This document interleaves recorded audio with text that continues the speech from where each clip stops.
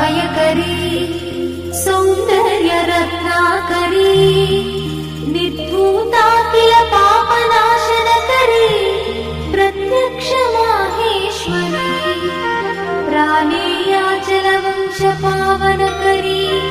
काशीपुराधीश्वरी भिक्षां देहि कृपावलम्बनकरी मातान्नपूर्णेश्वरी माता अन्नपूर्णेश्वरी नानारत्नविचित्रभूषणकरी